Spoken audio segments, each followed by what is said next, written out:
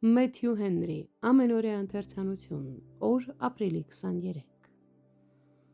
Եվ Սամուելն առավ յուղի շիշը և նրա գլուխի վրա ածեց, և նրան համբուրեց։ Առաջին թագավորաց 10-րդ գլուխ առաջին խոսք։ Սամուելը նրան օծեց և համբուրեց։ Սա կատարվեց ոչ թե հանդիսավոր ժողովի մեջ, այլ աստվածային նշանակությամբ, որը լրացնում էր արտաքին հանդիսավորությունների պակասը, և այն ոչ մի կերպ պակաս ուժ և ավերություն չունեցավ, թեև կատարվեց գաղտնի, ինչպես հրեաներն են ասում, աղբյուրի մոտ։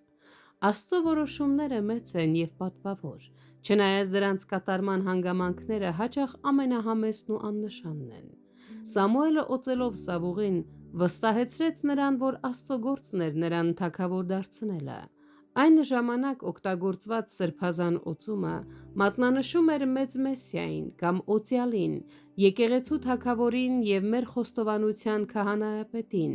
որը օծվել էր հոգու յուղով, ոչ թե չափավոր, այլ անչափ, և որը գերազանցում էր հրեական եկեղեցու բոլոր քահանաներին ու իշխաններին։ Սավուղի գոհունակությունն ավելի մեծ դարձնելու համար Սամուելը նրան որոշակի նշաններ տվեց, որոնք պետք է կատարվեին հենց այդ օրը։ Առաջին վայրը, ուր նրան ուղղորդում է,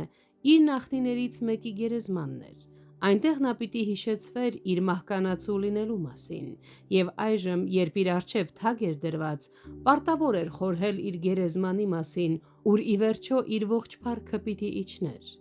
Սամուելի ժամանակներից սկսած կարծես կային դպրոցներ կամ վայրեր, ուր աստվածապաշտ երիտասարդները դաստիարակվում էին աստվածային գիտության մեջ։ Սավուղը պիտի զգար, որ իր սիրտը զորեղ կերպով մղվում է միանալու նրանց և պիտի փոխվեր դառնալով նոր մարդ։ Աստծո հոգին փոխում է մարդկանց և հրաշալի կերպով կերպարանափոխում նրանց։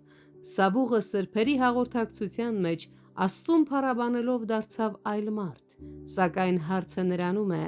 թե արդյոք նա դարձավ նոր մարդ։